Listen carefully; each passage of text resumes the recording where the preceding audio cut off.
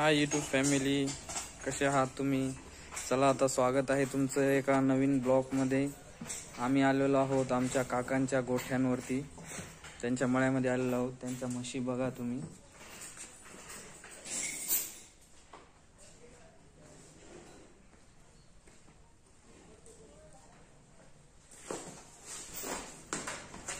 आता त्यांचा दुधाचा टाइम झालेला आहे, त्याच्यामुळे जवळ गेले की ते उठून बसतायत लगेच. बघा तुमच्या आमच्या काकांचा हा खूप मोठा गोठा आहे. जवळपास 18 ते 20 म्हशी होत्या. पण त्यांचं थोडंसं मध्ये आम्ही व्हिडिओ बनवला होता ना, त्याच्यामध्ये सांगितलं होतं बघा त्यांचं ऑपरेशन झालेलं आहे म्हणून. त्यासाठी त्यांनी ही साईड जी आहे का, ह्या साईडच्या म्हशी आहेत, पण ह्या साईडच्या म्हशी जे आहे ना, हे त्यांनी ऑपरेशनमुळं त्यांना पिळता येत नव्हतं म्हणून त्या म्हशी कमी केल्या.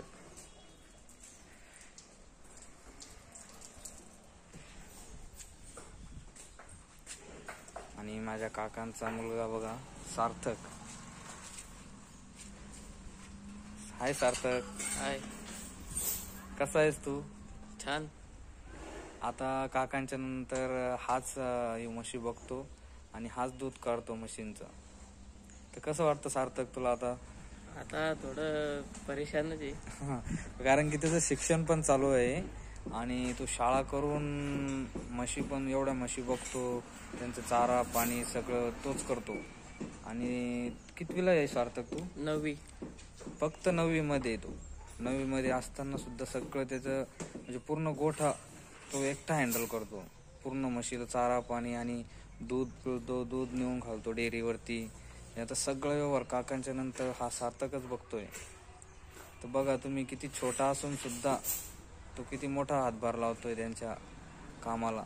त्याचं शिकण्याचं वय आहे, पण तो आता सगळं त्यांचं काकांचा सगळा व्यवहार तोच करतोय. आता म्हशी त्याच्यामुळेच तर ह्या म्हशी राहिल्यात.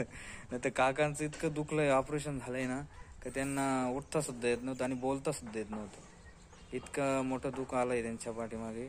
पण सार्थक सगळं म्हणजे पहिल्यापासून तो लहान असला, म्हणजे जेव्हापासून त्याला कळतंय तेव्हापासून तो काकांच्या मागं सगळं काम करतोय. त्याच्यामुळे त्याला म्हशी पिळायचं ते सगळं येतं. त्याच्यामुळे त्यांची काही परेशानी झाली नाही एवढी. बघू शकता खूप मोठा गोठा आहे त्यांचा.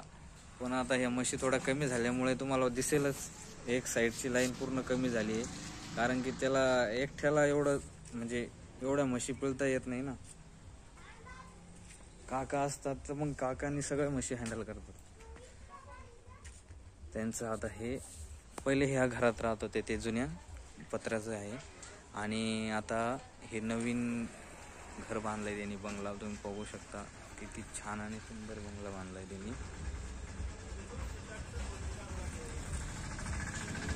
त्यांची इकडे हे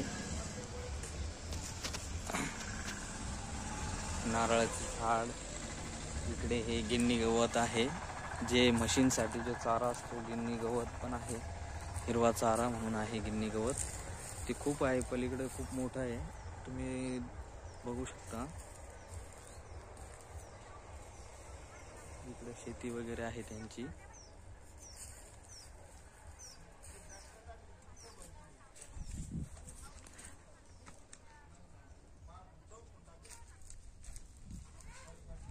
इकडं म्हशींसाठी चारा असतो. इकडं मोर घास केलेला आहे त्यांनी, इथे बॅगी भरलेला आहे पाठीमागे. अजून घराचं काम पूर्ण झालेलं नाही आहे, घराचं काम चालू आहे अजून. त्यांचं खूप दिवसाचं स्वप्न होतं, ते आज पूर्ण होताना दिसतंय. आणि हे सगळं काकांनी जे आहे ना, फक्त म्हशीच्या दुधावरती, ह्या दूध धंद्यावरती उभा केलेलं आहे सगळं. आणि आता त्यांचा मुलगा आता इथून पुढे ते चालणार आहे. ओके, तर चला, कसा वाटला व्हिडिओ कमेंटमध्ये नक्की कळवा. माझ्या काकांचं घर, माझ्या काकांचा म्हशीचा गोठा कसा वाटला तुम्हाला कमेंटमध्ये नक्की कळवा. चला बाय, धन्यवाद.